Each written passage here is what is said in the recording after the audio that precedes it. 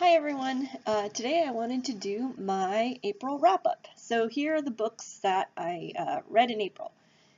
So first one I'm going to talk about is Quidditch Throughout the Ages. This is kind of a companion little book for the Harry Potter series. As most of you know, Harry Potter, J.K. Rowling, who wrote Harry Potter, just makes this world really immersive, and this was a textbook in the Harry Potter books, and she actually wrote a little textbook. So this is about the game that they play, Quidditch. It's kind of like soccer on brooms. But yeah, it was a fun little read. You could read it in an hour or two. So Quidditch Throughout the Ages. The next book I read, Hunted by Megan Spooner. This is a Beauty and the Beast retelling. It kind of takes place in Russia, or the feel that I got was in Russia. It's about this girl who loves to go hunting and with her dad, and one day her dad gets captured by the beast, and she goes and tries to find him. She finds out that he died, and there's kind of like this mystery of how did her dad die? Will she? Who is this? Who is this beast that she's come into contact with? So it was a pretty fun read. It took me a little bit to get into it, just because the writing is very, for lack of a better phrase, kind of poetic. But the story picked up in like chapter 2, and it was really good. One thing I do like about this book is the cover. It's so pretty. It's very shiny. I like how they have the bow and arrow right there and the word hunted. But yeah, if you like Beauty and the Beast retellings, this is definitely a good one. So Hunted by Megan Spooner. The next one I read was Isla and the Happily Ever After by Stephanie Perkins.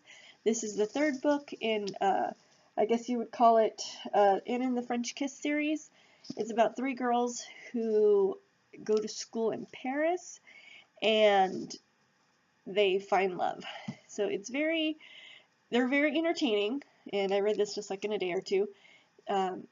They're teenagers, so a lot of the stuff that they think are a big deal, or like what teenagers think are a big deal. And you know, ooh, I like him, but does he like me? Things like that. Kind of got a little repetitive by the third book, but it was still a very fun read and an easy read to go through. And I wanted to just finish the series, so then I found out what happened to each of the characters. So Isla and the French Kiss by Stephanie Perkins. The next one I read was Captain Wentworth's Diary by Amanda Grange. And Amanda Grange writes some of Jane Austen's books, but from the guy's perspective. And it got a lot of good reviews, so I was like, oh, okay, Persuasion's my favorite, so maybe I'll try it. And it was actually really good. I am very picky about Jane Austen retellings and books that are not by Jane Austen, but this one was actually pretty well written and entertaining. So if you like Jane Austen, these are a good little series to get into. I think she writes one for Mr. Knightley. I think she writes one for Colonel Brandon. I think some others, but yeah. And this one was a pretty fun read. I really liked it. The next one is Alex Approximately. This is kind of a You Got Mail, modern You Got Mail type of story. There's this girl, she's moving from the East Coast to the West Coast, and she likes old movies, so she's been chatting with this person online about movies, and little does she know is that he's actually her new coworker, and it's just what happens. And it was actually a really, I really liked it. It was a really cute book. The one thing I do really like about it is I like movies, and each chapter begins with a movie quote. So chapter one is I Don't Think I Caught Your Name by Cary Grant, North by Northwest. The last chapter has another little movie quote. Each chapter has a movie quote at the top. This one was from Meg Ryan, "You got mail. I wanted it to be you. I wanted it to be you so badly." So it kind of brings the old classic movie feel to the book also, which I liked. So if you like fluffy, cute romance, this is a good one. The next two I actually did reviews for, so I'll link those below.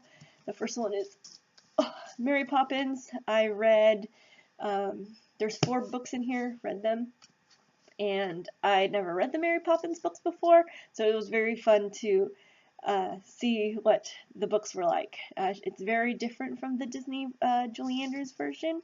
There's a movie coming out, I think in a year-ish, so I think they're filming it now, but I kind of want to see how they change that, or how they interpret Mary Poppins in the new one.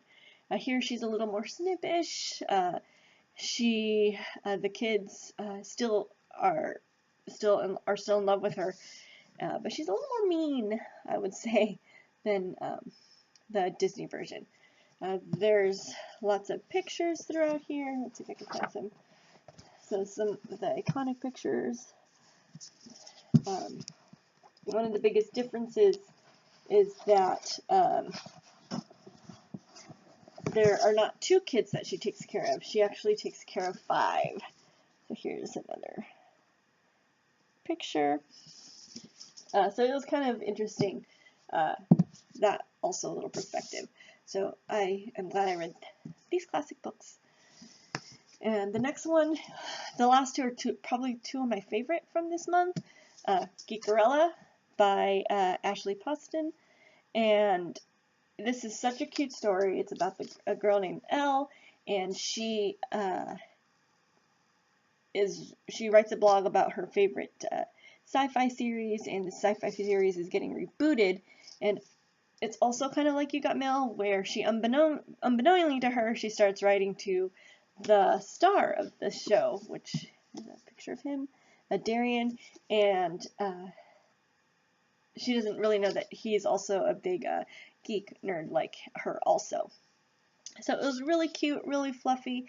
I would recommend this book a lot. It's if you like nerdy stuff, fandom stuff, you definitely like this book. And the cover is really, really pretty. You can kind of see there. They have little homages to each one in the front. So this one was a very good book. Like I said, I did a longer review, and I'll link that below. And the last book, Gemina by Amy Kaufman and Jake Kristoff. This is the second book in the Illuminae series, and it was super, super, super good. The first book just blew me away of how it was presented and the story, and this one also. You get another cast of characters. You see, you meet Hannah and Nick, and they are on a spaceship, and there were some bad guys, like you could say, who get on the spaceship, and they have to get away from them. But not only do they have to get away from them, they have to get away from some aliens that get on there also. This series is so unique in that it's told through text, emails, transcripts. So you can kind of see there. It's a very fast-paced read.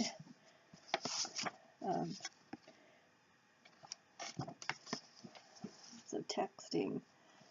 So the whole story is told through that, and it just is very immersive.